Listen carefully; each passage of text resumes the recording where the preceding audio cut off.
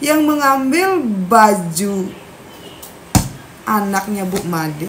Setelan anaknya Bu Made masih tergantung di lemari jati sebelah kiri.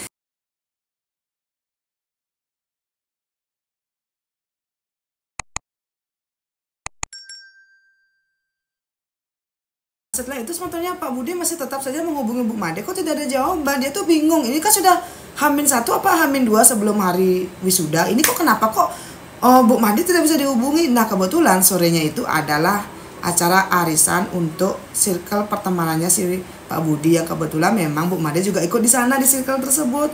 Waktu itu istrinya Pak Budi bilang bahwa aja ini baju seragamnya Bu Made dengan suaminya, siapa tahu nanti ketemu di sana. Iya.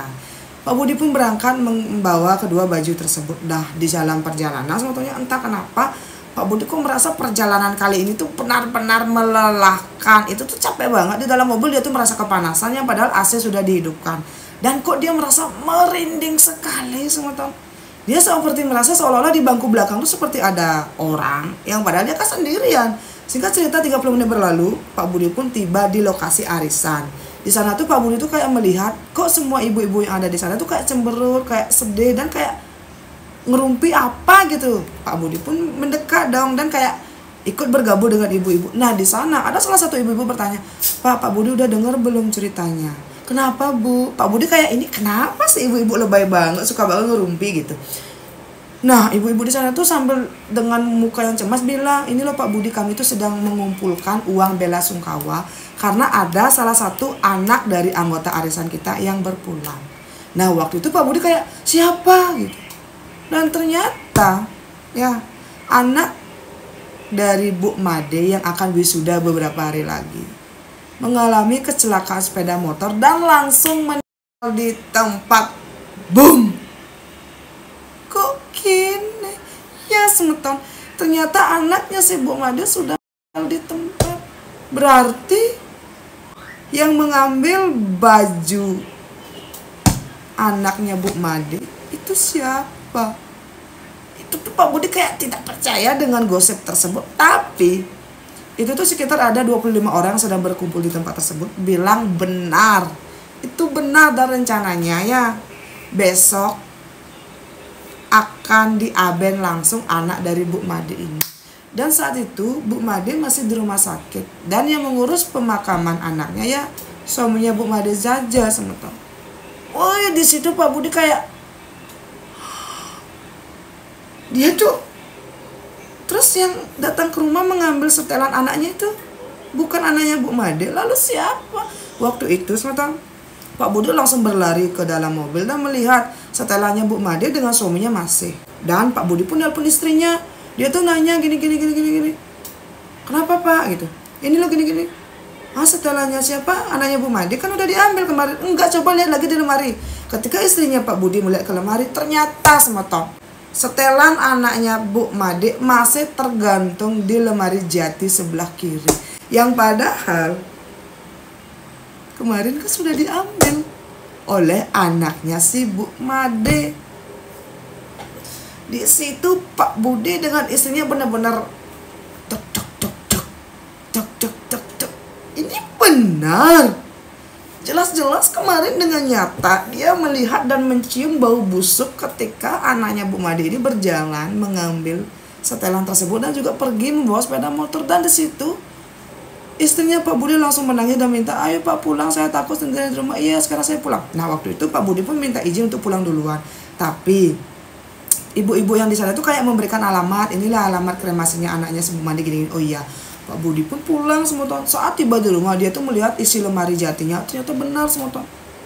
Setelan yang kemarin diambil oleh anaknya Bu Made, ya jelas-jelas itu tuh diambil dan dibawa pergi oleh anaknya Bu Made. Kok masih ada di lemari sebelah kiri semeton. Poin di sana Pak Budi langsung merinding dan juga kok gini gitu loh semeton. Itu benar-benar nyata. Nah Pak Budi tuh bingung dong. Akhirnya dia tuh menelpon Bu Made kembali dan astungkarinya ya ada yang mengangkat.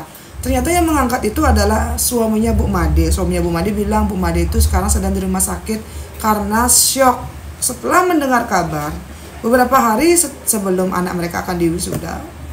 Ternyata anaknya mengalami kecelakaan sepeda motor dan tinggal di tempat. Bahkan beritanya ini sempat viral semata waktu itu, diliput oleh media sosial. Di telepon juga Pak Budi mendengar sepertinya suaminya Bu Made ini berbicara dengan nada yang sangat, ya kalian pasti mengerti lah. Dan di sana Pak Budi menceritakan kalau kemarin putra mereka datang ke sana sambil mengambil setelan jas dan kini gitu. Ketika Pak Budi menceritakan ini kepada suaminya Bu Made itu kayak, bener Pak seperti itu? Iya. Dan langsung, iya Pak tunggu sebentar ya, nanti saya akan ke sana sekitar 2 jam lagi. Pak Budi tuh kayak, ini kenapa kok suaminya Bu Made kok langsung percaya gitu? Maksudnya biasanya kan ada orang yang apa mungkin anak saya seperti itu, dia tuh jamnya enggak sama Pak. Suaminya Bu Made bilang iya sekarang langsung. Nah 2 jam kemudian benar terdengar suara iring-iringan mobil yang mendekati rumahnya Pak Budi. Ternyata suaminya Bu Made dengan beberapa warga dekat menggunakan baju adat Bali sambil bawa orang pintar yang katanya Pak Budi itu kayak pakai udeng putih yang menutup kepala, mungkin maksudnya itu mangku mungkin sama datang. Dan sambil menangis Bu Made bertanya pada Pak Budi, apa Pak yang Bapak lihat? Pak Budi pun menceritakan gini gitu. Woi, Bu Made kembali terjatuh di tanah dan menangis semata. Saat itu Bu Made cerita sematanya anaknya ini bilang ingin beli sepatu untuk acara wisudanya bersama teman-temannya. Saat dalam perjalanan ke rumah temannya, dia mengalami kecelakaan sepeda motor tunggal dan langsung meninggal. Nah, beberapa hari setelah itu, sebenarnya Bu Made ingin menghubungi Pak Budi, tapi karena Bu Made itu masih sangat sedih, makanya dia itu tidak bisa menghubungi Pak Budi. Dan ketika itu, Bu Made dengan suaminya percaya kalau sepertinya arwah anaknya ini masih sangat penasaran dan ingin tetap wisuda. Makanya sepertinya arwah anaknya ini kayak terus saja datang dan mengganggu keluarganya Pak Budi karena jasnya masih di situ. Dan karena itulah Pak Budi tuh kayak bertanya, "Allah, saya tidak kuat Bu kalau terus-terusan diteror oleh arwah anaknya Ibu." Nah, Bu Made bilang dia sudah datang dengan orang pintar atau yang bisa dibilang jero mangku. Jero mangku ini akan memutuskan hubungannya Pak Budi dengan anaknya si Bu Made agar arwah anaknya Bu Made tidak terus-terusan datang ke sana karena ingin melihat jas wisudanya sebetulnya. Saat itu juga sebetulnya karena Pak Budi ini kan agamanya Islam, dia itu tidak terlalu mengerti dengan ritual-ritual kita orang Hindu. Pak Budi pun duduk dengan istrinya melihat si Pak Mangku ini melakukan ritual ini itu dan jas anaknya Bu Made yang sudah selesai diambil oleh si Mangku itu dan kayak dipercikkan air suci. Saat itu sebetulnya keluarga dekatnya Bu Made langsung kerangsukan. Dia menangis menjerit-jerit sambil memukul dadanya. "Ibu, kenapa saya seperti ini? Ibu, sebentar lagi saya wisuda, Ibu. Saya tidak ingin meninggal, Ibu. Ibu, tolong saya, Ibu."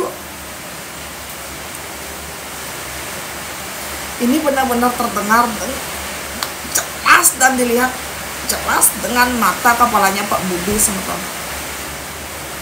Itu pertama kalinya ya Pak Budi melihat dan juga merasakan langsung kehadiran roh. Karena selama ini Pak Budi kan cuma mendengar katanya di Bali gini gitu dan itu benar-benar terjadi. Waktu itu juga salah satu keluarganya Bu Made yang kerasukan ini bilang, "Ibu tolong saya, arwah saya masih tertahan di pura dalam Nut karena ternyata anaknya Bu Made ini melek dan ada salah satu anggota keluarga suaminya Bu Made menjadikan anaknya Bu Made ini tumbal untuk kesugihan mereka." Boom. Kok gini? Dan itulah alasannya kenapa arwah anaknya Bu Made ini tetap saja pusing mencari ini, mencari dia, itu tidak tahu harus jalan kemana. Itu ternyata sebetulnya bahkan setelah anaknya ini mungkin akan diabengkan pun, kalau arwahnya ini tidak ditebus dan tidak dilepaskan, arwahnya ini akan tetap datang ke tempat-tempat terakhir sebelum dia meninggal dunia sementara. Anaknya si Bu Made ini tidak bilang siapa persisnya orang yang sudah menumbalkan dia. Tapi anaknya Bu Made ini seperti memberikan isyarat kalau memang benar orang tersebut berasal dari keluarga ayahnya sendiri. Bu Made menangis dengan suaminya terisak-isak di sana sementara. Dan sebelum roh anaknya Bu Made ini kembali ke alamnya, anaknya ini meminta bantuan agar nanti bisa reinkarnasi kembali. Akhirnya setelah berjam-jam ritual dilakukan ya, menurut Bu Made itu tuh ritual untuk pemutus hubungan agar arwah anaknya ini yang di kecelakaan itu tidak datang lagi ke tempatnya Pak Budi. Akhirnya Bu Made pun pulang dengan membawa setelannya, setelannya dia, suaminya, dan juga anaknya yang sudah meninggal dunia. Dan setelah acara itu ya, ritual tersebut tidak pernah terdengar apapun lagi di rumahnya Pak Budi. Semua hawa negatif, hawa mencekam yang dia rasakan selama ini tuh tiba-tiba menghilang dan rumahnya terasa seperti biasa lagi semeton. Dan setelah itu semeton, Pak Budi pun kayak melayat ke tempatnya Bu Made. Banyak banget ada orang-orang yang datang. Dan setelah anaknya ini diabenkan, Pak Budi tidak tahu lagi bagaimana kabarnya Bu Made. Terakhir kali Pak Budi mendengar kalau Bu Made ini sepertinya pulang kampung dengan suaminya dan menjual rumah mereka yang ada di desa Nut. Dan menurut Pak Budi begini semeton, dia itu benar-benar dulunya tidak percaya kalau di Bali itu ada hal seperti ini. Tapi setelah Pak Budi merasakan langsung teror mistis kejadian ketika anaknya Bu Made yang sebenarnya sudah datang mengambil setelannya sendiri, itu tuh kayak boom gitu loh. Ternyata di dunia ini memang ada yang seperti itu, tapi ya gitu. Nah, inilah cerita dari Pak Budi tentang pengalamannya menjahitkan baju setelan untuk acara wisuda pelanggan PPIP-nya. Tapi ternyata yang datang mengambil malah arwah dari anak pelanggan tersebut. Nah, sukses untuk Pak Budi, semoga usahanya makin lancar, dan terima kasih karena sudah mau membagikan ceritanya ini kepada saya dan juga untuk semeton. Nah, bagaimana untuk semeton? Apakah kalian percaya dengan hal seperti ini atau bagaimana? Silahkan kalian berkomentar. Untuk kalian yang sudah nonton dari awal sampai akhir, sukses banget. Jangan lupa tinggalkan jejak dengan cara like dan juga subscribe. Sampai ketemu di cerita saya selanjutnya. Dadah!